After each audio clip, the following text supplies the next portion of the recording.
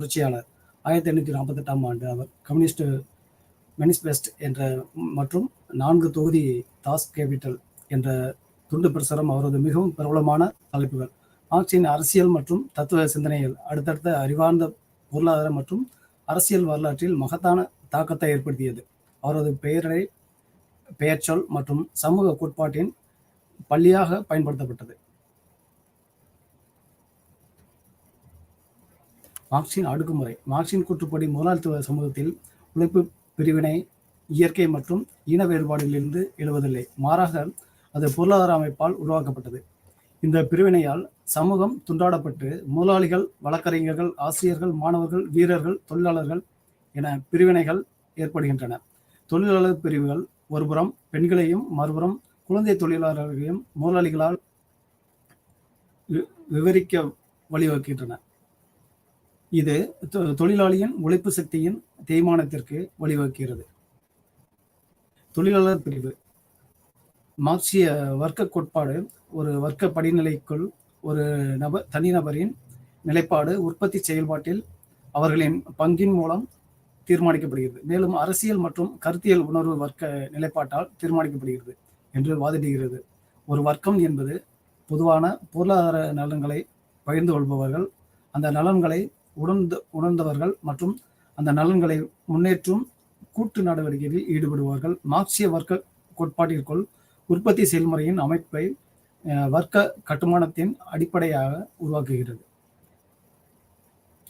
உற்பத்தி சாதனங்களின் உரிமை மற்றும் பிறரின் உழைப்பு சக்தியை கட்டுப்படுத்துதல் ஆகிய 2 அளவுகோல்களின் அடிப்படையில் மார்க்ஸ் ஒரு வகுப்பிலிருந்து மற்றொரு வகுப்பை வேறுபடுத்துகிறார். இதிலிருந்து மார்க்ஸ் கூறுகிறார், ஒட்டுமொத்தமாக சமூகம் மேலும் மேலும் 2 பெரும் விரோத முகாம்களாகவும் நேருக்கு நேர் எதிர்கொள்ளும் 2 பெரும் வர்க்கங்களாகவும் பிளவுபடுகிறது. வகுப்பின் பொருள். முதலாளித்துவவாதிகள் அல்லது முதலாளித்துவ வர்க்கம் உற்பத்தி சாதனங்களை சொந்தமாக வைத்து மற்றவர்களின் உழைப்பு சக்தியை வாங்குகின்றனர். தொழிலாளர்கள் அல்லது பாட்டாளி வர்க்கம் இந்த உற்பத்தி வழிமுறைகளையும் அல்லது மற்றவர்களின் உழைப்பு சக்தியை வாங்கும் திறனையும் சொந்தமாக கொண்டிருக்கவில்லை, மாறாக அவர்கள் தங்கள் சொந்த உழைப்பை சக்தியை விற்கிறார்கள். வர்க்கம் சொத்து உறவுகளால் தீர்மானிக்கப்படுகிறது. வருமானம் அல்லது அந்தஸ்து அல்ல இந்த காரணிகள் விநியோகம் மற்றும் நுகர்வு மூலம் தீர்மானிக்கப்படுகின்றன. இது வர்க்கங்களின் உற்பத்தி மற்றும் அதிகார உறவுகளை பிரதிபலிக்கிறது. கம்யூனிஸ்ட் கட்சியின் அறிக்கை நவீன தொழிலாளர் துறையின் முகத்தில் சிதைந்து இறுதியாக மறைந்துவிடும் 2 கூடுதல் வகுப்புகளை விவரிக்கிறது. குட்டி முதலாளித்துவம் என்று அழைக்கப்படும் ஒரு சிறிய இடைநிலை வர்க்கம் போதுமான உற்பத்தி சாதனங்களை கொண்டுள்ளது, ஆனால் உழைப்பு சக்தியை வாங்குவதில்லை. மார்க்சின் கம்யூனிஸ்ட் அறிக்கை சிறிய முதலாளித்துவத்திற்கு அப்பாற்பட்ட குட்டி முதலாளித்துவத்தை சரியாக வரையறுக்க தவறிவிட்டது. மார்க்ஸ் மற்றும் ஏங்கல்ஸ். ஆபத்தான வர்க்கம் அல்லது லும்பன் பாட்டாளி வர்க்கம் சமூக குப்பைகள், பழைய சமுதாயத்தின் கீழ்மட்ட அடுக்குகளால் தூக்கி எறியப்பட்ட செயலற்ற அழுகிய மக்கள். வகுப்பின் வளர்ச்சி. கொடுக்கப்பட்ட சமூகத்தில் பொருளாதார உற்பத்தியின் குறிப்பிட்ட அமைப்பை குறிக்க மார்க்ஸ் உற்பத்தி முறை என்ற சொல்லை பயன்படுத்தினார். உற்பத்தி முறை என்பது தொழிலாளர்கள், தொழிற்சாலைகள் மற்றும் பிற வசதிகள், இயந்திரங்கள் மூலம் மூலப்பொருட்கள் போன்ற கொடுக்கப்பட்ட சமுதாயத்தால் பயன்படுத்தப்பட்ட உற்பத்தி வழிமுறைகளை உள்ளடக்கியது. இது தொழிலாளர் மற்றும் தொழிலாளர்களின் அமைப்பை ஆகியவற்றை உள்ளடக்கியது. உற்பத்தி உறவுகள் என்ற சொல் உற்பத்தி சாதனங்களை முதலாளிகள் அல்லது முதலாளித்துவம் சொந்தமாக வைத்திருப்பவர்களும் தொழிலாளர்கள் அல்லது பாட்டாளி வர்க்கம் இல்லாதவர்களும் இடையிலான உறவை குறிக்கிறது. மார்க்சின் கூற்றுப்படி உற்பத்தி முறைக்கும் உற்பத்தி உறவுகளுக்கும் இடையேயான தொடர்பு மூலம் வரலாறு உருவாகிறது. உற்பத்தி முறையானது அதன் முழுமையான உற்பத்தி திறனை உணர்ந்து கொள்வது நோக்கமாக நோக்கி தொடர்ந்து உருவாகிறது. ஆனால் இந்த பரிணாம உற்பத்தி வர்க்கங்களிடையே முரண்பாடுகளை உருவாக்குகிறது, உரிமையாளர்களும் மற்றும் தொழிலாளர்களும். எடுத்துக்காட்டாக, ஒரு தொழிற்சாலையின் தொழிலாளர்களுக்கும் உரிமையாளர்களுக்கும் இடையே முதலில் வேறுபாடுகள் சிறிய அளவில் இருந்தன என்று மார்க்ஸ் நம்பினார். இருப்பினும் சமூகம் முன்னேறியதும் முதலாளித்துவம் விரிவடைந்ததும் இந்த பதற்றம் மேலும் பரவலாகியது. எல்லா இடங்களிலும் உள்ள தொழிலாளர் வர்க்கம் தங்களுக்கு நியாயமான ஊதியம் வழங்கப்படவில்லை என்பதையும் வணிகத்தின் எந்த அம்சத்திலும் தங்களுக்கு எந்த கருத்தும் இல்லை என்பதையும் உணர முடியும். உற்பத்தி முறை முதலாளித்துவ வர்க்கத்திற்கும் பாட்டாளி வர்க்கத்திற்கும் இடையே வட்டி மோதல் ஏற்பட்டது. முன்னால் முழு கட்டுப்பாட்டையும் லாபத்தின் மீது ஏகபோகத்தையும் விரும்பினார். அவர்கள் தொழிலாளர் வர்க்கத்தை தங்கள் லாபத்தை அதிகரிப்பதற்காக வழிமுறையாக மட்டுமே பார்த்தார்கள். பாட்டாளி வர்க்கங்களுக்கு வரையறுக்கப்பட்ட சுதந்திரம் மற்றும் தேர்வுகள் இருந்தன. முதலாளித்துவம் விரிவடைந்ததும் பணக்காரர்கள் தொழிற்சாலைகளில் பொருட்களை பெருமளவில் உற்பத்தி செய்தனர். முன்னெப்போதையும் விட அதிக செல்வம் இருந்தது. ஆனால் முரண்பாடாக முன்பை விட அதிக வறுமை இருந்தது. சமுதாயத்தின் மிகச் சிறிய பிரிவினுள் செல்வம் குவிந்திருந்தது. பாட்டாளிகளுக்கும் அதிகாரம் அளிப்பதன் மூலம் இந்த வர்க்க போராட்டத்திற்கும் ஏற்றத்தாழ்வுக்கும் முற்றுப்புள்ளி வைக்க மார்க்ஸ் விரும்பினார்.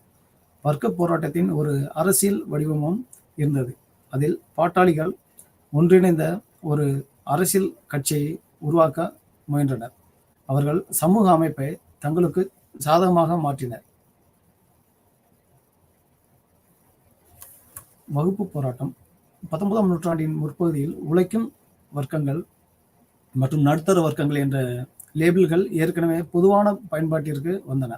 வணிகம், தொழில் மற்றும் தொழில்களில் தங்களுக்கு வெற்றிக்கு கடன்பட்ட புதிய குலத்தவர்களால் வலுப்படுத்தப்பட்ட பழைய பரம்பரை பிரபுத்துவம் உருவானது. ஒரு உயர்ந்த வர்க்கம் அதன் உணர்வு பொது பள்ளிகளால் பிரிட்டிஷ் அதிகாரத்தில் தனியார் பள்ளியின் ஒரு வடிவத்தை குறிக்கிறது மற்றும் பல்கலைக்கழகங்களால் உருவாக்கப்பட்டது.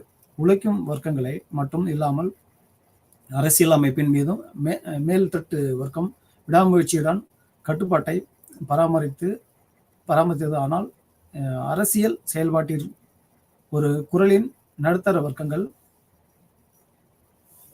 வகுப்பு உணர்வு. ஜெர்மன் கோட்பாட்டாளர் கார்ல் மார்க்ஸ் வர்க்க உணர்வு என்ற வார்த்தையை அரிதாகவே பயன்படுத்தினார். அவர் வகுப்பு உணர்வு என்ற வேறுபாட்டை உருவாக்கினார். இது உற்பத்தி சாதனங்களுடன் பொதுவான உறவை கொண்ட மக்களின் வகையாக வரையறுக்கப்படுகிறது மற்றும் ஒரு தனக்கான வர்க்கம் இது அதன் சொந்த நலன்களை செயல்படுத்துவதில் ஒழுங்கமைக்கப்பட்ட ஒரு அடுக்கு என வரையறுக்கப்படுகிறது. ஒரு நபரின் சமூக வகுப்பை வரையறுப்பதற்கு அதை பற்றிய அவர்களின் விழிப்புணர்வை தீர்மானிக்கும். மார்க்சிஸ்டுகள் வர்க்கங்களை உற்பத்தி சாதனங்களுடனான உறவின் அடிப்படையில் வரையறுக்கிறார்கள். குறிப்பாக அவர்கள் மூலதனத்தை வரையறுக்கிறார்கள். மார்க்சிஸ்ட் அல்லாத சமூக விஞ்ஞானிகள் வருமானம், தொழில் அல்லது அந்தஸ்து ஆகியவற்றின் அடிப்படையில் பல்வேறு சமூக அடுக்குகளை வேறுபடுத்துகின்றனர். சுரண்டலின் அனுபவங்களின் விளைவாக பாட்டாளி வர்க்கம் வர்க்க உணர்வை அடைந்தது என்று மார்க்ஸ் நம்பினாலும் பிற்கால மரபு வழி மார்க்சியம், குறிப்பாக விளாடிமிர் லெனின் தொழிலாளர் வர்க்கம் தொழிற்சங்க உணர்வை மட்டுமே அடைய முடியும் என்று நம்பினார். இதனால் வெளியே அறிவுஜீவிகளின் முன்னணி கட்சி தேவை வர்க்க உணர்வை வர்க்கம் முதலாளித்துவ தொழில்துறையில் சங்கம் மார்க்சும் ஏங்கல் ஆரம்பகால விமர்சனங்களாக இருந்தனர். தொழிலாளர்கள் வீழ்ச்சியடைந்து அவர்களை மிகவும் மோசமாக சுரண்டிய மற்றும் இயந்திரங்களின் பிற்சேர்க்கைகளாக கருதும் ஒரு அமைப்பை கட்டுப்படுத்தும் போது அதன் முடிவை முன்னறிவித்தனர். கம்யூனிஸ்ட் அறிக்கையில் மார்க்ஸ் மற்றும் ஏங்கல்ஸ் ஒரு புதிய தொழில்துறை சமூகத்தின் தோற்றம் மற்றும் அதன் வெவ்வேறு சமூக வர்க்கங்கள் இடையிலான சமத்துவமற்ற விளைவுகளை விவரிக்கின்றனர். இந்த சமத்துவமின்மை உற்பத்தி சாதனங்களுக்கு சொந்தமான ஆளும் வர்க்கம் அல்லது முதலாளித்துவ வர்க்கம் மற்றும் முதலாளித்துவத்தின் செல்வத்தை உருவாக்க எலும்புடன் உழைத்த தொழிலாளி வர்க்கம் அல்லது பாட்டாளி வர்க்கத்தினரும் இடையே பகைமையை வளர்க்கும் என்று அவர்கள் நம்பினர். நவீன உழைக்கும் வர்க்கம் இது தொழிலாளர்களின் ஒரு வர்க்கம். அவர்கள் வேலை கிடைக்கும் வரை மட்டுமே வாழ்கிறார்கள். இந்த தொழிலாளர்கள் மட்டுமே தங்களை துண்டு துண்டாக விற்க வேண்டும். மற்ற எல்லா வணிக பொருட்களை போலவே ஒரு பண்டமாக இருக்கிறார்கள். போட்டியின் அனைத்து மாற்றங்களுக்கும் சந்தையின் அனைத்து ஏற்றங்களுக்கும் இயந்திரங்களின் விரிவான பயன்பாடு மற்றும் உழைப்பை பிரிப்பதன் காரணமாக பாட்டாளியின் வேலை அனைத்து தனிப்பட்ட தன்மையையும் அதன் விளைவாக தொழிலாளர்களுக்கான அனைத்து கவர்ச்சியையும் இழந்துவிட்டது. அவர் இயந்திரத்தின் பிற்சேர்க்கையாக மாற்றுகிறார். மேலும் அது அவருக்கு தேவையான மிக எளிமையான, மிகவும் சலிப்பான மற்றும் மிக எளிதாக பெற்ற சாமர்த்தியம் மட்டுமே. நவீன தொழில் ஆணாதிக்க எஜமானியரின் சிறிய பட்டறையை தொழில்துறை முதலாளியின் பெரிய தொழிற்சாலையாக மாற்றியுள்ளது. திரளான தொழிலாளர்கள் தொழிற்சாலைக்குள் திரளாக படைவீரர்களைப் போல ஒழுங்கமைக்கப்பட்டனர். தொழில்துறை இராணுவத்தில் தனிப்பட்டவர்கள் என்ற முறையில் அவர்கள் அதிகாரிகள் மற்றும் சார்ஜென்டர்களின் சரியான படிநிலைகளின் கீழ் வைக்கப்பட்டிருக்கிறார்கள். அவர்கள் இயந்திரத்தால் மேற்பார்வைகளால் எல்லாவற்றிற்கும் மேலாக தனிப்பட்ட முதலாளித்துவ உற்பத்தியாளர் தினசரி மற்றும் மணி நேரத்திற்கு அடிமைப்படுகிறார்கள். இந்த சர்வாதிகாரம் எவ்வளவு வெளிப்படையாக ஆதாயத்தை அதன் முடிவையும் நோக்கமாகவும் பிரகடனம் படுத்துகிறதோ அவ்வளவு அற்பமாகவும் வெறுக்கத்தக்கதாகவும் மேலும் எரிச்சலூட்டுவதாகவும் இருக்கிறது. அழகு 4. Maths webber. மேக்ஸ் வெப்பரின் சமூக அடுக்குமுறையானது சமூகத்தை ஒரு படிநிலை வகைகளின் அமைப்பாக உள்ளடக்குகிறது.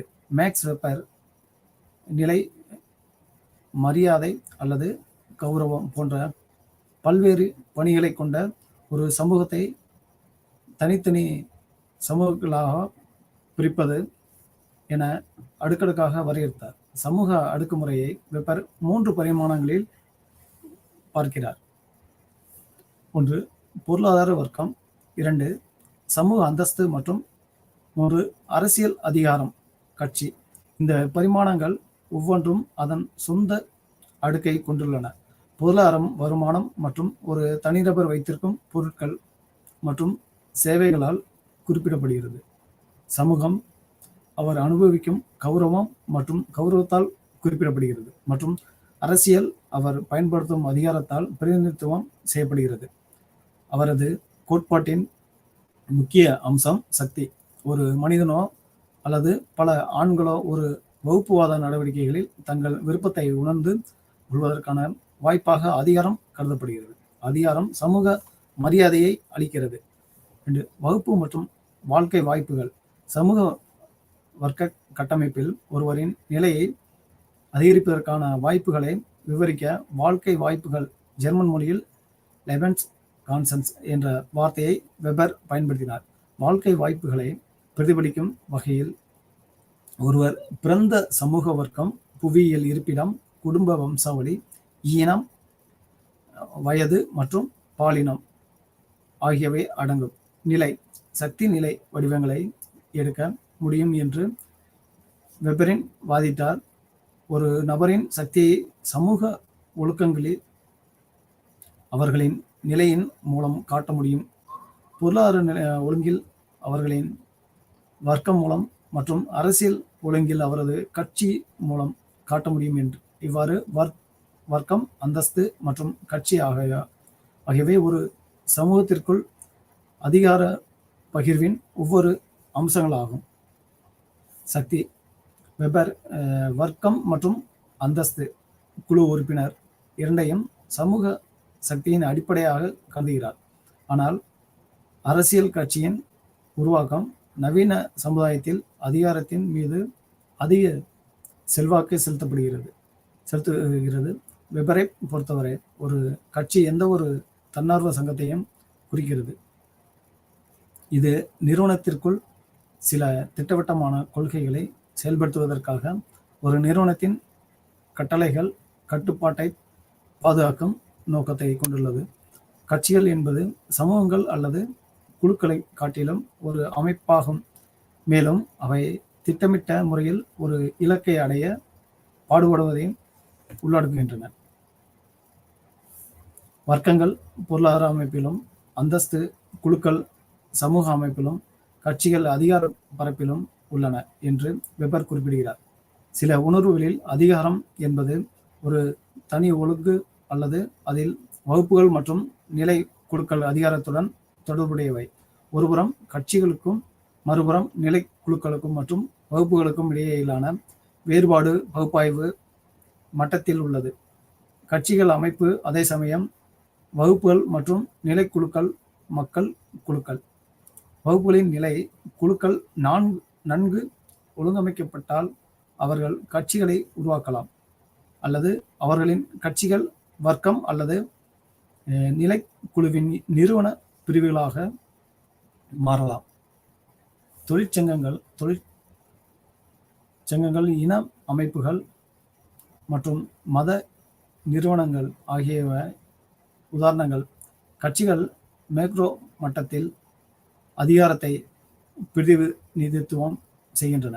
வெப்பருக்கும் வர்க்கம், அந்தஸ்து மற்றும் கட்சி ஆகியவை மூன்றுமே அதிகாரத்தின் ஆதாரங்கள். இவ்வாறு அதிகாரம் பற்றிய அவரது பார்வை பொருளாதாரம், சமூகம் மற்றும் அரசியல் அளவுருக்கள் முழுவதும் பரந்த அளவில் வெளிப்படப்பட்டது. மார்க்ஸ் மற்றும் வெப்பரின் இடையே ஒற்றுமைகள் மற்றும் வேறுபாடுகள்.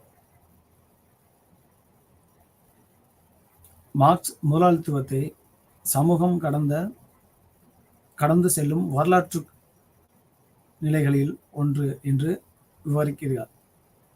அதே சமயம் வெப்பர் சமூக நிகழ்வுகள் பற்றிய விளக்கமான புரிதலை முயற்சிக்கிறார். எனவே அவர் முதலாளித்துவத்தை தனிநபர்களின் உளவியல் உந்துதல்கள், அவர்களின் உலக கண்ணோட்டம் மற்றும் அவர்களின் செயல்பாடுகளுக்கு அவர்கள் இணைக்கும் அர்த்தங்களை விளக்குவதன் மூலம் புரிந்து கொள்கிறார். மார்க்ஸ் முதலாளித்துவத்தின் தோற்றத்தை உற்பத்தி முறையின் மாற்றத்தின் அடிப்படையில் பார்க்கிறார். அவரை பொறுத்தவரை பொருள் உலகின் பொருளாதாரம் என்பது உள்கட்டமைப்பு அல்லது அடித்தளமாகும். இது கலாச்சாரம், மதம், அரசியல் போன்ற பிற துணை அமைப்புகளை வடிவமைக்கிறது. பொருளாதார அமைப்பில் ஏற்படும் மாற்றமாக பார்க்கப்படுகிறது. முதலாளித்துவத்தின் தோற்றம் முந்தைய வரலாற்று கட்டத்தில் இந்த விஷயத்தில் நிலப்பிரபுத்துவத்தின் முரண்பாடுகளின் முக்கியம் உலக கண்ணோட்டம், மதிப்புகள், நம்பிக்கைகள், உணர்வுகள் ஆகியவை பொருளாதார உட்பட்ட நடவடிக்கைகளுக்கு வழிகாட்ட உதவுகின்றன. எனவே பகுத்தறிவு முதலாளித்துவம் ஏன், எப்படி உருவானது என்பதை புரிந்து கொள்வதற்கு அதன் முக்கியத்துவம் என்று வெப்பர் நினைக்கிறார். அவருடைய the Protestant ethic and the spirit of capitalism என்ற புத்தகம் இந்த கண்ணோட்டத்தை பிரதிபலிக்கிறது. மார்க்ஸ் பொருளாதாரத்தை மதத்திற்கு முன் வைத்தபோது வெப்பர் பொருளாதாரத்தை முன்வைத்தார். இது அவர்களின் வேலையை பார்ப்பதற்கு மிகவும் எளிமையான வழியாகும். முதலாளித்துவம் போன்ற ஒரு சிக்கலான நிகழ்வை பார்க்க புதிய பரிமாணங்களையும் மூலம் வெப்பரின் பகுப்பாய்வு மார்க்சின் பகுப்பாய்வுகளை நிறைவு செய்கிறது என்று சொல்வது மிகவும் பொருத்தமானது. கார்ல் மார்க்ஸ் முதலாளித்துவத்தை தொழிலாளர் வர்க்கத்தின் சுரண்டல், மனிதாபமற்ற தன்மை மற்றும் அந்நியப்படுத்துதல் ஆகியவற்றின் அடையாளமாக கருதுகிறார். இது சமத்துவமின்மையை அடிப்படையாக கொண்ட ஒரு அமைப்பு மற்றும் இறுதியில் உடைந்துவிடும். இந்த முறிவு அதன் சொந்த உள் முரண்பாடுகளால் கொண்டு வரப்படும். பாட்டாளி வர்க்கம் ஒரு புரட்சி வரும். இதனால் மனித வரலாற்றின் ஒரு புதிய கட்டம், அதாவது கம்யூனிசம். சமூகம் மக்களுக்கு பொருந்தாத ஒரு திசையில் நகர்வதை இருவரும் பார்த்தனர். ஆனால் வெப்பர் எந்த வழியையும் காணவில்லை என்றாலும் விஷயங்கள் மாற வேண்டும் என்பதில் மார்க்ஸ் உறுதியாக இருந்தார். முதலாளித்துவ பிரச்சனை மார்க்ஸ் மற்றும் வெப்பர் இருவரின் முக்கிய கருப்பொருளாக இருந்தனர். ஆனால் இரண்டு கோட்பாட்டாளர்களும் தலைப்பை வெவ்வேறு கோணங்களில் அணுகினர். நவீன முதலாளித்துவ சமூகத்தை பற்றிய தனித்துவமான மேலோட்டமான கேள்விகளால் வழிநடத்தப்பட்டனர். முதலாளித்துவம் எவ்வாறு செயல்படுகிறது, என்பதையும் இறுதியில் அது எவ்வாறு உடைந்துவிடும் என்பதையும் விளக்கும் பொருளாதார சட்டங்களின் கண்டுபிடிப்பு மார்க்சின் பெரிய அக்கறையாக இருந்தது. எவ்வாறாயினும் வெபர் முதலாளித்துவம் எவ்வாறு உருவானது மற்றும் அது வேறு சில நாகரிகங்களை விட மேற்கு ஐரோப்பியாவில் ஏன் வளர்ந்தது என்பதில் முதன்மையாக ஆர்வமாக இருந்தார். அவர்கள் வரலாறு மற்றும் பொருளாதாரம் பற்றிய வேறுபட்ட பார்வைகளை கொண்டிருந்தனர். இதே போல கேள்விகளுக்கும் மார்க்சும் வெபரும் மிகவும் பதில்களை உருவாக்கினர்.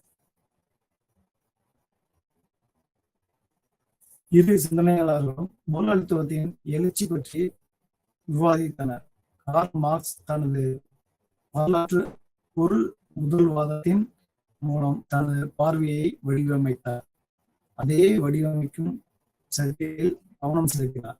பொருளாதார அல்லது பொருள் காரணிகளால் வரலாற்றின் போக்கையும் முடிவையும் வரலாற்று பொருள் முதல்வாதம் அல்லது பொருளாதார நிர்ணயம் தீர்மானிக்கிறது என்பது மார்க்சின் அடிப்படை கருத்து. இவருடைய கருத்துக்கள் அவரது பெயர் சட்டம் சமூக கோட்பாட்டின் வழியாக பயன்படுத்தப்பட்டது. மார்க்சின் அடுக்குமுறை மார்க்சின் முதலாளித்துவ சமூகத்தில் உழைப்பு பிரிவினை, இயற்கை மற்றும் இன வேறுபாடுகளின் பொருளாதார அமைப்பால் உருவாக்கப்பட்டது. இந்த பிரிவினையால் சமூகம் துண்டாடப்பட்டு முதலாளிகள், வழக்கறிஞர்கள், ஆசிரியர்கள், மாணவர்கள், வீரர்கள், தொழிலாளர்கள் என பிரிவினைகள் ஏற்படுத்தப்படுகின்றன. தொழிலாளர் பிரிவுகள் ஒருபுறம் பெண்களையும் மறுபுறம் குழந்தை தொழிலாளர்களையும் முதலாளிகளால் விவரிக்க வழிவகுக்கின்றன. இது தொழிலாளியின் உழைப்பு சக்தியின் தேய்மானத்திற்கு வழிவகுக்கிறது என்று மார்க்ஸ் கூறுகிறார். தொழிலாளர் பிரிவு மார்க்சின் வர்க்க கோட்பாடு ஒரு வர்க்கப்படை நிலைகளில் தனிநபரின் நிலைப்பாடு உற்பத்தி செயல்பாட்டின் அவர்களின் பங்கு மூலம் தீர்மானிக்கப்படுகிறது. மேலும் அரசியல் மற்றும் கருத்தியல் உணர்வு வர்க்க நிலைப்பாட்டால் தீர்மானிக்கப்படுகிறது என்று வாதிடுகிறது. ஒரு வர்க்கம் என்பது பொதுவான பொருளாதார நலன்களை பகிர்ந்து கொள்பவர்கள், அந்த நலன்களை உணர்ந்தவர்கள் மற்றும் அந்த நலன்களை முன்னேற்றும் கூட்டு நடவடிக்கைகளில் ஈடுபடுவர்கள். மார்க்ஸ் வர்க்க கோட்பாட்டிற்குள் உற்பத்தி செயல்முறையின் அமைப்பை வர்க்கத்துவவாதிகள் அல்லது முதலாளித்துவ வர்க்கம் உற்பத்தி சாதனங்களை சொந்தமாக வைத்து மற்றவர்களின் உழைப்பை சக்தியை வாங்குகின்றனர் என்கிறார். தொழிலாளர்கள் அல்லது பாட்டாளி வர்க்கம் எந்த உற்பத்தி வழிமுறையையும் அல்லது மற்றவர்களின் உழைப்பு சக்தியை வாங்கும் திறனையும் சொந்தமாக கொண்டிருக்கவில்லை. மாறாக அவர்கள் சொந்த உழைப்பு சக்தியை விற்கிறார்கள் என்கிறார். வர்க்கம் சொத்து தீர்மானிக்கப்படுகிறது. வருமானம் அல்லது அந்தஸ்து அல்ல. இந்த காரணிகள் விநியோகம் மற்றும் நுகர்வு மூலம் தீர்மானிக்கப்படுகின்றன. இது வர்க்கங்களின் உற்பத்தி மற்றும் அதிகார உறவுகளை பிரதிபலிக்கிறது என்கிறார் மார்க்ஸ். கம்யூனிஸ்ட் கட்சியின் அறிக்கை நவீன தொழில்துறையின் முகத்தில் சிதைந்து இறுதியாக மறைந்துவிடும் 2 கூடுதல் வகுப்புகளை விவரிக்கிறது.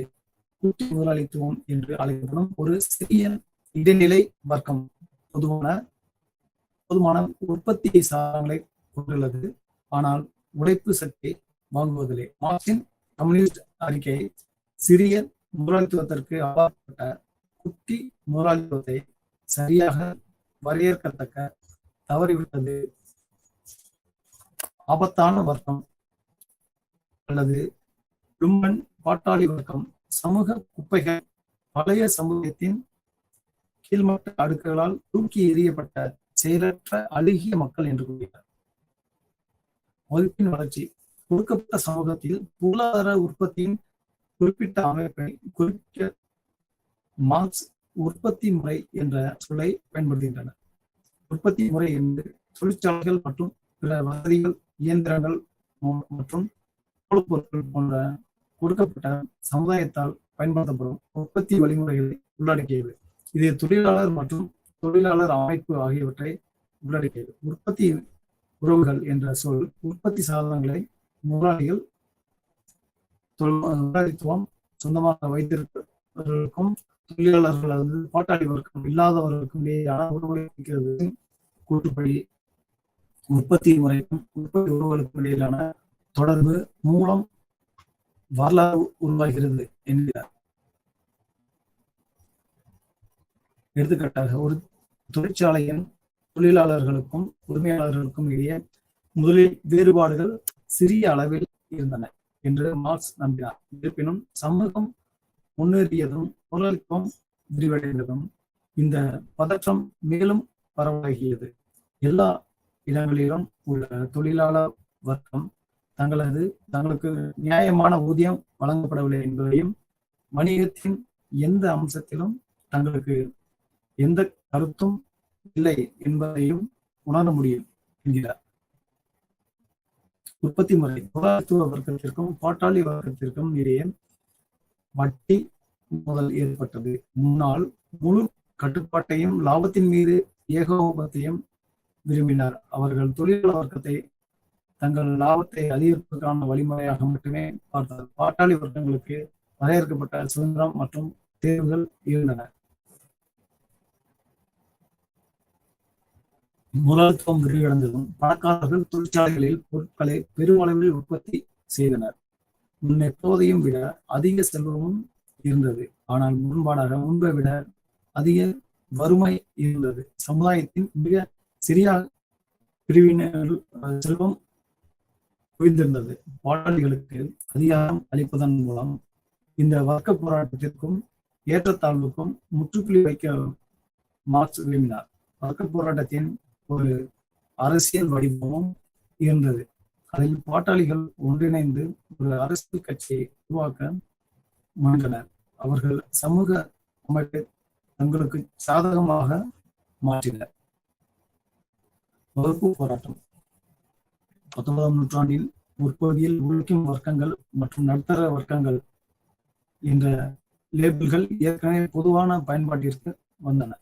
வணிகம் மற்றும் தொழில்களில் தங்கள் வெற்றிக்கு கடன்பட்ட புதிய குலத்தவர்களால் வலுப்படுத்தப்பட்டது. பழைய பரம்பரை பிரபுத்துவம் உருவானது. ஒரு உயர் வர்க்கம் அதன் உணர்வு பொது பள்ளிகளால் பிரிட்டிஷ் அதிகாரத்தால் தனியார் பள்ளிகளின் ஒரு வடிவத்தை குறிக்கிறது மற்றும் பல்கலைக்கழகங்களால் உருவாக்கப்பட்டது. உழைக்கும் வர்க்கங்களை மட்டும் இல்லாமல் அரசியல் அமைப்பின் மீது மேல்தட்டு வர்க்கம் விடாமுயற்சியுடன் கட்டுப்பாட்டை பராமரித்தது. ஆனால் அரசியல் செயல்பாட்டில் ஒரு குரலின் நடுத்தர வர்க்கங்கள் வகுப்பு உணர்வு. ஜெர்மன் கோட்பாட்டாளர் கார்ல் மார்க்ஸ் வர்க்க உணர்வு என்ற வார்த்தையை அரிதாகவே பயன்படுத்தினார். அவர் வகுப்பு உணர்வு என்ற வேறுபாட்டை உருவாக்கினார். இது உற்பத்தி சாதனங்களுடன் பொதுவான கொண்ட மக்களின் வகையாக வரவேற்கப்படுகிறது மற்றும் ஒரு தனக்கான வர்க்கம் இது அதன் சொந்த நலன்களை செயல்படுத்தப்படுவதில்லை, ஒழுங்கமைக்கப்பட்ட ஒரு அடுக்கு என வரையறுக்கப்படுகிறது. ஒரு நபரின் சமூக வகுப்பை வரையறுக்கப்பட்டு அதை பற்றிய அவர்களின் விழிப்புணர்வை தீர்மானிக்கும் மார்க்சியர்கள் வர்க்கங்களை உற்பத்தி சாதனங்களுடனான உறவின் அடிப்படையில் வரையறுக்கப்படுகிறார்கள். குறிப்பாக அவர்கள் மூலதனத்தை வைத்திருக்கிறார்கள். மார்க்சிஸ்ட் அல்லாத சமூக விஞ்ஞானிகள் வருமானம், தொழில் அல்லது அந்தஸ்து ஆகியவற்றின் அடிப்படையில் பல்வேறு சமூக அடுக்குகளை வேறுபடுத்துகின்றனர். சுரண்டலின் அனுபவங்களின் விளைவாக பாட்டாளி வர்க்கம் வர்க்க உணர்வை அடைந்தது என்று மார்க்ஸ் விளாடினர். லெனின் தொழிலாளர் வர்க்கம் தொழிற்சங்க உணர்வை மட்டுமே அடைய முடியும் என்று நம்பினார். இதனால் வெளியே அறிவுஜீவிகளின் முன்னணி கட்சி தேவை வர்க்க உணர்வை அதற்கு கொண்டு வருவதற்கு வர்க்கம் முதலாளித்துவ தொழில்துறையில் சங்கம் மார்க்சும் ஏஞ்சலும் நவீன தொழிற்சாலை அமைப்பின் விளைவுகளை ஆரம்பகால விமர்சனங்களாக இருந்தனர். தொழிலாளர்கள் எழுச்சியடைந்து அவர்களை மிகவும் மோசமாக சுரண்டி மற்றும் இயந்திரங்களின் பிற்சேர்க்கைகளாக கருதும் ஒரு அமைப்பை கட்டுப்படுத்தும் போன்ற போது அதன் முடிவை முன்னறிவித்தனர். கம்யூனிஸ்ட் அறிக்கையில் மார்க்ஸ் மற்றும் ஏங்கல்ஸ் ஒரு புதிய தொழிற்துறை சமூகத்தின் தோற்றம் மற்றும் அதன் வெவ்வேறு சமூக வர்க்கங்களுக்கு இடையிலான சமத்துவமற்ற உறவுகளை விவரிக்கின்றனர். இந்த சமத்துவமின்மை உற்பத்தி சாதனங்களுக்கு சொந்தமான ஆளும் வர்க்க முதலாளி அல்லது முதலாளித்துவ வர்க்கம் மற்றும் முதலாளித்துவத்தின் செல்வத்தை உருவாக்க எலும்புடன் உடைத்த தொழிலாளி வர்க்கம் அல்லது பாட்டாளி வர்க்கத்திற்கினருக்கும் இடையே பகைமையை வளர்க்கும் என்று அவர்கள் நம்பினர். நவீன உழைக்கும் வர்க்கம் இது இந்த தொழிலாளியின் ஒரு வர்க்கம். அவர்கள் வேலை கிடைக்கும் வரை மட்டுமே வாழ்கிறார்கள். இந்த தொழிலாளர்கள் தங்களை துண்டு துண்டாக விற்க வேண்டும். மற்ற எல்லா வணிகப் பொருட்களை போலவே ஒரு பண்டமாக இருக்கிறார்கள். போட்டியின் அனைத்து மாற்றங்களுக்கும் சந்தையின் அனைத்து இயக்கங்களுக்கும் இயந்திரங்களின் விரிவான பயன்பாடு மற்றும் உழைப்பை பிரிப்பதன் காரணமாக பாட்டாளிகளின் வேலை அனைத்து தனிப்பட்ட தன்மையையும் அதன் விளைவாக தொழிலாளிக்கான அனைத்து கவர்ச்சியையும் இழந்துவிட்டது. அவர் இயந்திரத்தின் பிற்சேர்க்கையாக மாறுகிறார். மேலும் அது அவருக்கு தேவையான மிக எளிமையான, மிகவும் சலிப்பான மற்றும் மிக எளிதாக பெற்ற சாமர்த்தியம் மட்டுமே. நவீன தொழில் ஆணாதிக்க எஜமானியரின் அடிமைப்படுத்தப்படுகிறார்கள். இந்த சர்வாதிகாரம் எவ்வளவு வெளிப்படையாக ஆதாயத்தை அதன் பிரகடனப்படுத்துகிறதோ அவ்வளவு அற்பமாகவும் வெறுக்கத்தக்கதாகவும் மேலும் எரிச்சலூட்டுவதாகவும் இருக்கிறது என்று கார்ல் மார்க்ஸ் கூறுகிறார். அடுத்து மேக்ஸ் வெப்பரின் சமூக அடுக்குமுறையானது சமூகத்தை ஒரு படிநிலை வகைகளின் அமைப்பாக உள்ளடக்குகிறது. மேக்ஸ் வெப்பர் நிலையை மரியாதை அல்லது கௌரவம் போன்ற பல்வேறு பணிகளை கொண்ட ஒரு சமூகத்தை தனித்தனி சமூகங்களாக பிரிப்பது என அடுக்கடுக்காக வரையறுத்தார். சமூக அடுக்குமுறையை வெப்பர் 3 பரிமாணங்களில் பார்க்கிறார். 1. பொருளாதார வர்க்கம். 2. சமூக அந்தஸ்து மற்றும் அரசியல் அதிகாரம். இந்த பரிமாணங்களில் ஒவ்வொன்றும் அதன் சொந்த அடுக்கை கொண்டுள்ளன. பொருளாதாரம், வருமானம் மற்றும் ஒரு தனிநபர் வைத்திருக்கும் பொருட்கள் மற்றும் சேவைகள் குறிப்பிடப்படுகிறது. சமூகம் அவர் அனுபவிக்கும் கௌரவம் மற்றும் கௌரவத்தால் குறிப்பிடப்படுகிறது. மற்றும் அரசியல் அவர் பயன்படுத்தும் அதிகாரத்தால் பிரதிநிதித்துவம் செய்யப்படுகிறது. அவரது கோட்பாட்டின் முக்கிய அம்சம் சக்தி. ஒரு மனிதனோ அல்லது பல ஆண்களோ ஒரு வகுப்புவாத நடவடிக்கையில் தங்கள் விருப்பத்தை உணர்ந்து கொள்வதற்கான வாய்ப்பாக அதிகாரம் கருதப்படுகிறது. அதிகாரம் சமூக மரியாதையை அளிக்கிறது. வகுப்பு மற்றும் வாழ்க்கை வாய்ப்புகள். சமூக வர்க்க கட்டமைப்பில் ஒருவரின் நிலையை அதிகரிப்பதற்கான வாய்ப்புகளை விவரிக்க வாழ்க்கை வாய்ப்புகள் ஜெர்மனிய மொழியில் லெவன்ஸ்டான்சென்ஸ் என்ற வார்த்தையை வெப்பரின் பயன்படுத்தினார்.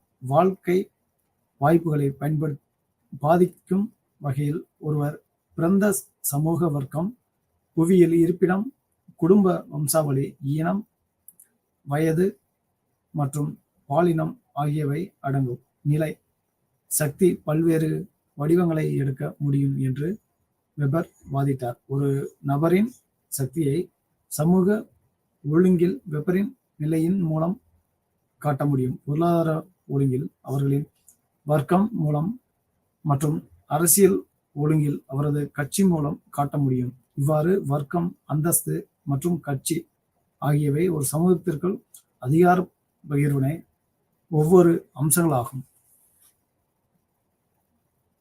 சக்தி. வெபர் வர்க்கம் மற்றும் அந்தஸ்து குழு உறுப்பினர் இரண்டையும் சமூக சக்தியின் அடிப்படையாக கருதுகிறார். ஆனால் அரசியல் கட்சியின் உருவாக்கம் நவீன சமுதாயத்தில் அதிகாரத்தின் மீதும் ஒரு அதிக செல்வாக்கு செலுத்துகிறது. வெபரை பொறுத்தவரை ஒரு கட்சி எந்த ஒரு தன்னார்வ சங்கத்தையும் குறிக்கிறது. இது நிறுவனத்திற்குள் சில திட்டவட்டமான கொள்கைகளை செயல்படுத்துவதற்காக ஒரு நிறுவனத்தின் கட்டுப்பாட்டை பாதுகாக்கும் நோக்கத்தை கொண்டுள்ளது.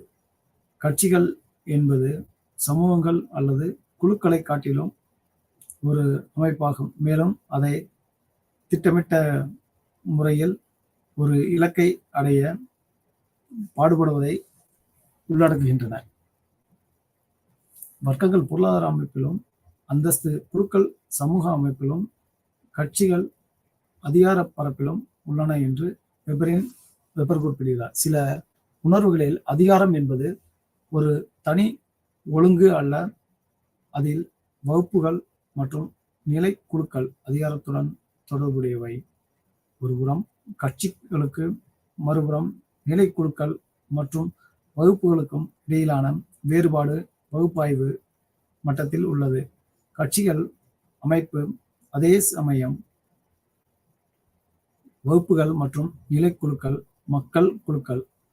வகுப்புகளின் நிலை குழுக்கள் நன்கு ஒழுங்கமைக்கப்பட்டால் அவர்கள் கட்சிகளை உருவாக்கலாம், அல்லது அவர்களின் கட்சிகள் வர்க்கம் அல்லது நிலைக்குழுவின் நிறுவன பிரிவுகளாக மாறலாம் என்கிறார். தொழிற்சங்கங்கள் இன அமைப்புகள் மற்றும் மத நிறுவனங்கள் ஆகியவை உதாரணங்கள். கட்சிகள் மேக்ரோ மட்டத்தில், அதாவது பெரிய மட்டத்தில் அதிகாரத்தை பிரதிநிதித்துவம் செய்கின்றன. வெவ்வேறும் வர்க்கம், அந்தஸ்து மற்றும் கட்சி ஆகிய மூன்றுமே அதிகாரத்தின் ஆதாரங்கள். இவ்வாறு அதிகாரம் பற்றிய அவரது பார்வை பொருளாதாரம், சமூகம் மற்றும் அரசியல் அளவுருக்கள் முழுவதும் பரந்த அளவில் வெட்டப்படுகிறது. மார்க்ஸ் மற்றும் வெபர் இடையேயான ஒற்றுமைகள் மற்றும் வேறுபாடுகள். மார்க்ஸ் முதலாளித்துவத்தை சமூகம் கடந்து செல்லும் வரலாற்று நிலைகளில் ஒன்று என்று விவரிக்கிறார். அதாவது மார்க்ஸ். அதே சமயம் வெபர் சமூக நிகழ்வுகள் பற்றிய விளக்கமான புரிதலை முயற்சிக்கிறார். எனவே அவர் முதலாளித்துவத்தை தனிநபர்களின் உளவியல் உந்துதல், அவர்களின் உலக கண்ணோட்டம் மற்றும் அவர்களின் செயல்பாடுகளுக்கு அவர்கள் இணைக்கும் அர்த்தங்களுக்கு விளக்குவதன் மூலம் புரிந்து கொள்கிறார். மார்க்ஸ் முதலாளித்துவத்தின் தோற்றத்தை உற்பத்தி முறையின் மாற்றத்தின் அடிப்படையில் பார்க்கிறார். அவரை பொறுத்தவரை பொருள் உலகின் பொருளாதாரம் என்பது உள்கட்டமைப்பு அல்லது அடித்தளமாகும். இது கலாச்சாரம், மதம், அரசியல் போன்ற பிற துணை அமைப்புகளை வடிவமைக்கிறது. எனவே அமைப்பில் ஏற்படும் மாற்றம் முதன்மையாக பொருளாதார அமைப்பில் ஏற்படும் மாற்றமாக பார்க்கப்படுகிறது என்கிறார். முதலாளித்துவத்தின் தோற்றம் முந்தைய வரலாற்று கட்டத்தில் இந்த விஷயத்தில் நிலப்பிரபுத்துவத்தின் முரண்பாடுகளின் விளைவாக மாற்றப்பட்ட உற்பத்தி முறையின் அடிப்படையில் விளக்கப்படுகிறது என்கிறார். அதே சமயம் வெபரின் பகுப்பாய்வு மிகவும் சிக்கலானது. பகுத்தறிவு முதலாளித்துவத்தின் தோற்றத்தில் பொருளாதார காரணிகளை அவர் புறக்கணிக்கவில்லை. ஆனால் அவரை பொறுத்தவரை அர்த்தங்கள், உந்துதல்கள் மற்றும் தனிநபர்களின் உலக பார்வை ஆகியவற்றின் சிக்கல்கள் முக்கியம். உலக கண்ணோட்டம், மதிப்புகள், நம்பிக்கைகள், உணர்வுகள் ஆகியவை பொருளாதார நடவடிக்கைக்கு வழிகாட்ட உதவுகின்றன. எனவே பகுத்தறிவு முதலாளித்துவம் ஏன், எப்படி உருவானது என்பதை புரிந்து கொள்வதற்கு அதை சாத்தியமாக்கும் மதிப்பு அமைப்பை புரிந்து கொள்வது முக்கியம் என்று வெபர் நினைக்கிறார். அவருடைய the Protestant ethic and the spirit of capitalism என்ற புத்தகம் இந்த கண்ணோட்டத்தை பிரதிபலிக்கிறது. மார்க்ஸ் பொருளாதாரத்தை மதத்திற்கு முன் வைத்தபோது வெபர் பொருளாதாரத்தை முன்வைத்தார்.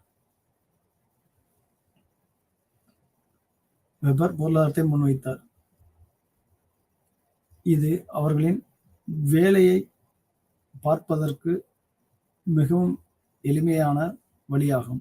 முதலாளித்துவம் போன்ற ஒரு சிக்கலான நிகழ்வை பார்க்க புதிய பரிமாணங்களையும் புதிய கோணங்களையும் அறிமுகப்படுத்துவதன் மூலம் வெபரின் பகுப்பாய்வு மார்க்சின் பகுப்பாய்வுகளை நிறைவு செய்கிறது என்று சொல்வது மிகவும் பொருத்தமானது. கார்ல் மார்க்ஸ் முதலாளித்துவத்தை தொழிலாளர் வர்க்கத்தின் சுரண்டல், மனிதாபிமானமற்ற தன்மை மற்றும் அந்நியப்படுத்துதல் ஆகியவற்றின் அடையாளமாக கருதுகிறார். இது சமத்துவமின்மை அடிப்படையாக கொண்ட ஒரு அமைப்பு மற்றும் இறுதியில் உடைந்துவிடும். இந்த முறிவு அதன் சொந்த உள் முரண்பாடுகளால் கொண்டு வரப்படும்.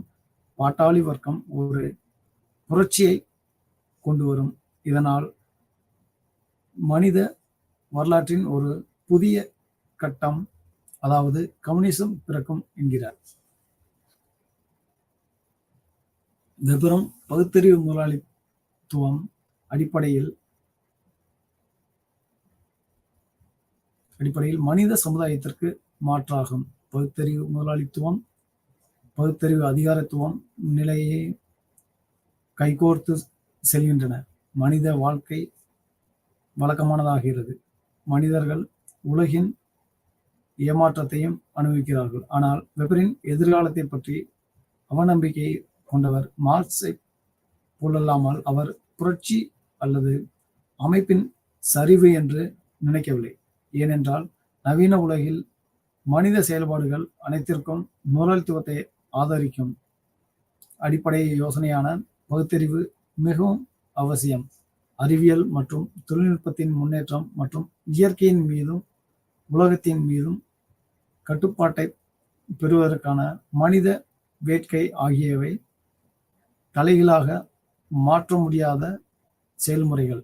எனவே புரட்சிகளும் கிளர்ச்சிகளும் சமூகம் நகரும் திசையை அடிப்படையாக மாற்ற முடியாது. எனவே ஒவ்வொரு சமுதாயத்தின் புரட்சியும் கிளர்ச்சியும் சமூகம் நகரும் திசையை அடிப்படையாக மாற்ற முடியாது என்பதை இருவரும் அவர்களுடைய ஆய்வின் வெளிப்பாடில் விளக்க வருகின்றனர். முதலாளித்துவத்தில் உள்ள பகுத்தறிவின்மை மற்றும் முரண்பாடுகளை மார்க்ஸ் வலியுறுத்தும் அதே வேளையில் அவரை பொறுத்தவரை இது மாற்றத்திற்கு வழிவகுக்கும். வெபர் அதன் பகுத்தறிவு பற்றி பேசுகிறார். இந்த பகுத்தறிவுதான் மனிதர்களை இரும்பு கோட்டில் அடைக்கிறது. முதலாளித்துவம் குறித்த மார்க்ஸ் மற்றும் வெபரின் முன்னோக்கின் ஒப்பீட்டு பகுப்பாய்வின் அடிப்படையில் நாம் பின்வரும் புள்ளிகளை முடிக்கிறோம். மார்க்ஸ் மற்றும் வெபரின் இருவரும் தொழில்மயமாக்கலின் அதே நேரத்தில் சமூகத்தில் ஏற்பட்ட மாற்றங்களால் ஆர்வமாக இருந்தனர். மார்க்ஸ் ஒரு புரட்சியை தேடிக்கொண்டிருந்த போது முதலாளித்துவம் வளர்ந்ததற்கான காரணங்களை ஆய்வதில் வெபர் திருப்தி அடைந்தார்.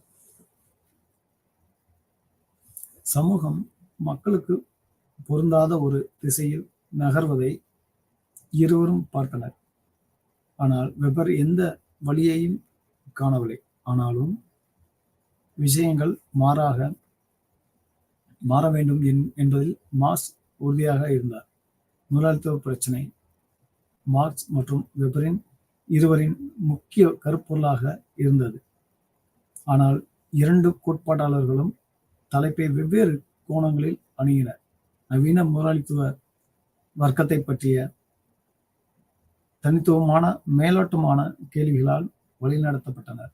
முதலாளித்துவம் எவ்வாறு செயல்படுகிறது என்பதையும் இறுதியில் அது எவ்வாறு உடைந்துவிடும் என்பதையும் விளக்கும் பொருளாதார சட்டங்களின் கண்டுபிடிப்பு மார்க்சின் மைய அக்கறையாக இருந்தது. எவ்வாறாயினும் வெபர் முதலாளித்துவம் எவ்வாறு உருவானது மற்றும் அது வேறு சில நாகரிகங்களை விட மேற்கு ஐரோப்பாவில் ஏன் வளர்ந்தது என்பதில் முதன்மையாக ஆர்வமாக இருந்தார். அவர்கள் வரலாறு மற்றும் பொருளாதாரம் பற்றிய வேறுபட்ட பார்வைகளை கொண்டிருந்தனர். இதே போன்ற கேள்விகளுக்கு மார்க்சும் வெபரும் மிகவும் மாறுபட்ட பதில்களை உருவாக்கினர்.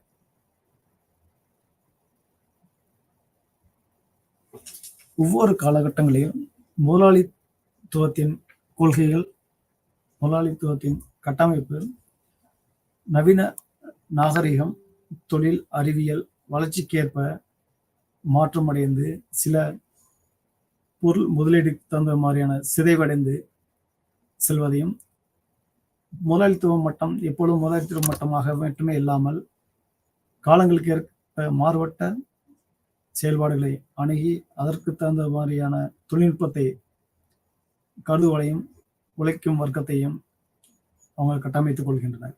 இது காலங்களாக பரிணாம வடிவங்களை எடுத்து செல்கின்றன என்பதை இப்போ உள்ள நவீன காலங்களையும் பொருத்தி பார்க்கலாம். இரு சிந்தனையாளர்களும் முதலாளித்துவத்தின் எழுச்சி பற்றி விவாதித்தனர். கார்ல் மார்க்ஸ் தனது வரலாற்று பொருள் முதல்வாதத்தின் மூலம் தனது பார்வையை வடிவமைத்தார். அதே நேரத்தில் மார்க்ஸ் வெபர் வரலாற்றை வடிவமைக்கும் சக்திகளில் கவனமாக செலுத்தினார். பொருளாதார அல்லது பொருள் காரணிகள் வரலாற்றின் போக்கையும் முடிவையும் வரலாற்று பொருள் முதல்வாதம் அல்லது பொருளாதார நிர்ணயம் தீர்மானிக்கிறது என்று மார்க்சின் அடிப்படை கருத்து. எப்போதுமே எந்த ஒரு வளர்ச்சியும் அடிப்படை கட்டமைப்பையும் தீர்மானிப்பது பொருளாதாரம் அல்லது பொருள் காரணிகள். அதாவது வரலாற்றின் போக்கையும் முடிவையும் வரலாற்று பொருள் முதல்வாதம் அல்லது பொருளாதாரம் நிர்ணயிக்கிறது என்பதை மார்க்சின் அடிப்படை கருத்தாக கொண்டிருந்தார். மனித சமுதாயத்தின் பரிணாம வளர்ச்சிக்கு பங்களித்த பல முக்கிய காரணிகளில் ஒன்றாக பொருளாதாரத்தை வெப்பர் கருதினார். கவர்ந்திழுக்கும் தலைமைத்துவத்தின் முக்கியத்துவத்திற்கு வரலாற்று மாற்றத்தை தீர்மானிப்பவர்களாகவே புதிய யோசனைகளும் கணிசமான முக்கியத்துவம் கொடுத்தார். அவர் முதலாளித்துவத்தின் எழுச்சியை ஒரு குறிப்பிட்ட நம்பிக்கைகளின் உளவியல் விளைபொருட்களாக கண்டார். அதை அவர் எதிர்ப்பாளர் நெறிமுறை என்று பெயரிட்டார். பிரிவு மார்க்சிய வர்க்க கோட்பாடு ஒரு வர்க்க படிநிலையில் ஒரு தனிநபரின் நிலைப்பாடு உற்பத்தி செயல்பாட்டில் அவர்களின் பங்கின் மூலம் தீர்மானிக்கப்படுகிறது. மேலும் அரசியல் மற்றும் கருத்தியல் உணர்வு வர்க்க நிலைப்பாட்டால் தீர்மானிக்கப்படுகிறது என்று வாதிடுகிறார். இப்போதுமே ஒரு வர்க்கம் என்பது பொதுவான பொருளாதார நலன்களை பகிர்ந்து கொள்பவர்கள், அந்த நலன்களை உணர்ந்தவர்கள் மற்றும் அந்த நலன்களை முன்னேற்றும் கூட்டு நடவடிக்கையில் ஈடுபடுபவர்கள். மார்க்சின் வர்க்க கோட்பாட்டிற்குள் உற்பத்தி செயல்முறையின் அமைப்பை உருவாக்க கட்டுமானத்தின் அடிப்படையை உருவாக்குகிறது என்று சொல்கிறார். தொழிலாளர் வர்க்கத்திற்கும் முதலாளித்துவ வர்க்கத்திற்கும் இடையான வேறுபாடுகள். முதலாளித்துவ வர்க்கம் எப்பவுமே தொழிலாளர் வர்க்கத்தை அவர்களின் வேலையை அதிகரிக்க செய்வதும் உற்பத்தியை பெருக்கும் நோக்கத்தில் தொழிலாளர்களை பணியிடை செய்வதற்கும் அவர்களுக்கு தேவையான ஊதிய உயர்வையும் லாபத்தை பங்கேற்றுக் கொள்வதற்குண்டான வழியை செய்யாதும் உண்டான எதிராக மார்க்சின் சிந்தனை பார்வை எப்போதுமே ஒரு வடிவம் கொடுத்து கொண்டே இருந்தது. தொழிலாளர் பிரிவு, அவங்களுடைய நலன், குழந்தை இருந்தது. வகுப்பின் பொருள் முதலாளித்துவத்தில் அல்லது முதலாளித்துவ வகுப்பிற்கான வர்க்கம் உற்பத்தி சாதனங்களை சொந்தமாக வைத்து மற்றவர்களின் உழைப்பு சக்தியை வாங்குகின்றனர் என்றார். எப்பொழுதுமே முதலாளித்துவவாதிகள் தனி, தொழிலாளர்கள் அல்லது பாட்டாளி வர்க்கம் என்ற உற்பத்தி வழிமுறையையும் அல்லது மற்றவர்களின் உழைப்பு சக்தியை வாங்கும் திறனையும் சொந்தமாக கொண்டிருக்கவில்லை. மாறாக அவர்கள் தங்கள் சொந்த உழைப்பு சக்தியை விற்கிறார்கள் என்று. ஒரு முதலாளித்துவமான சமுதாயம் உருவாவதற்குண்டான அடிப்படை பொருள்வாதம் முக்கியத்துவம் வகிக்கிறது. எனவே பொருள் வாதத்திற்குண்டான நபர்களான உற்பத்தி திறனுக்கு அடிப்படை பொருள் இல்லாம நபர்கள் பாட்டாளிகளாகவும் தன்னுடைய உழைப்பை விற்கும் நபர்களாகவும் தான் காலங்காலமாக இருந்து வருகிறார் என்று நினைக்கப்படுகிறது. வர்க்கம் சொத்து உறவுகளால் தீர்மானிக்கப்படுகிறது என்றார். எப்படியுமே வருமானம் அல்லது அந்தஸ்து அல்ல, இந்த காரணிகளால் விநியோகம் மற்றும் நுகர்வு மூலம் தீர்மானிக்கப்படுகிறது என்ற வர்க்கங்களின் உற்பத்தி மற்றும் அதிகார உறவுகளின் பிரதிபலிக்க என்கிறார். வகுப்பின் வளர்ச்சி கொடுக்கப்பட்ட சமூகத்தில் பொருளாதார உற்பத்தியின் குறிப்பிட்ட அமைப்பை குறிக்கிறது என்பது மார்க்சின் அடிப்படை வாதமாக உள்ளது என்கிற. இயந்திரங்கள் மற்றும் மூலப்பொருட்கள் போன்ற கொடுக்கப்பட்ட சமுதாயத்தால் பயன்படுத்தப்படும் உற்பத்தி வழிமுறைகளை உள்ளடக்கியது. இது தொழிலாளர் மற்றும் தொழிலாளர் அமைப்பின் ஆகியவற்றை உள்ளடக்கியது. உற்பத்தி உறவுகள் என்ற சொல் உற்பத்தி சாதனங்களை முதலாளிகள் அல்லது முதலாளித்துவம் சொந்தமாக வைத்திருப்பவர்களுக்கு தொழிலாளர்கள் அல்லது பாட்டாளி வர்க்கம் இல்லாதவர்களுக்கும் இடையிலான உறவை குறிக்கிறது. மார்க்சின் கூற்றுப்படி உற்பத்தி முறைக்கும் உற்பத்தி உறவுகளுக்கும் இடையேயான தொடர்பு மூலம் வரலாறு உருவாகிறது. அதாவது உற்பத்தி முறையானது அதன் முழுமையான உற்பத்தி திறனை உணர்ந்து கொள்வதை நோக்கி தொடர்ந்து உருவாகிறது. ஆனால் இந்த பரிணாம உற்பத்தி உறவுகளால் வரையறுக்கப்பட்ட மக்கள் வர்த்தகங்களுக்கு இடையே முரண்பாடுகளை உருவாக்குகிறது. உரிமையாளர்கள் மற்றும் தொழிலாளர்கள் என்ற முன்பட்ட தன்மையை உருவாக்குகிறது என்கிறார். எடுத்துக்காட்டாக, ஒரு தொழிற்சாலையின் தொழிலாளர்களுக்கும் உரிமையாளர்களுக்கும் இடையே முதலில் வேறுபாடுகள் சிறிய அளவில் இருந்தன என்றும் மார்க்சின் நம்பினார். இருப்பினும் சமூகம் முன்னேறியதும் முதலாளித்துவம் விரிவடைந்ததும் இந்த பதற்றம் மேலும் பரவலாகியது என்கிறார். எல்லா இடங்களிலும் உள்ள தொழிலாளர் வர்க்கம் தங்களுக்கு நியாயமான ஊதியம் வழங்கப்படவில்லை என்பதையும் வணிகத்தின் எந்த அம்சத்திலும் தங்களுக்கு எந்த கருத்தும் இல்லை என்பதையும் உணர முடியும் என்கிறார். உற்பத்தி முறை முதலாளித்துவ உற்பத்திற்கும் பாட்டாளி வர்க்கத்திற்கும் இடையே வட்டி மோதல் ஏற்பட்டது. முழு கட்டுப்பாட்டையும் லாபத்தின் மீது ஏகபோகத்தையும் விரும்பினர். வர்க்கம் அவர்கள் தொழிலாளர் வர்க்கத்தை தங்கள் லாபத்தை அதிகரிப்பதற்கான வழிமுறையாக மட்டுமே பார்த்தார்கள். பாட்டாளி வர்க்கங்களுக்கு வரையறுக்கப்பட்ட சுதந்திரம் மற்றும் தேர்வுகள் இருந்தன என்று கார்ல் மார்க்ஸ் தன்னுடைய வாதத்தை கூறுகிறார்.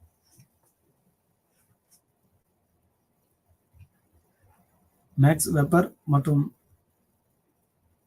கார்ல் மார்க்ஸ் இரு சிந்தனையாளர்களும் முதலாளித்துவத்தின் எழுச்சி பற்றி விவாதித்தனர். கார்ல் மார்க்ஸ் தனது வரலாற்று பொருள்வாதத்தின் மூலம் தனது பார்வையை வடிவமைத்தார். அதே நேரம் மார்க்ஸ் வெப்பர் வரலாற்றை வடிவமைக்கும் சக்திகளில் கவனம் செலுத்தினார். பொருளாதாரம் அல்லது பொருள் காரணிகள் வரலாற்றின் போக்கை முடிவையும் வரலாற்று பொருள் முதல்வாதம் அல்லது பொருளாதார நிர்ணயம் தீர்மானிக்கும் என்பதில் மார்க்சின் அடிப்படை கருத்து ஆய்வுகளும் வெவ்வேறு வகையான பாடத்திட்டங்களுக்கு வடிவமைத்தது. மீண்டும் அடுத்த பாடத்திட்டங்களில் சந்திப்போம். நன்றி, வணக்கம்.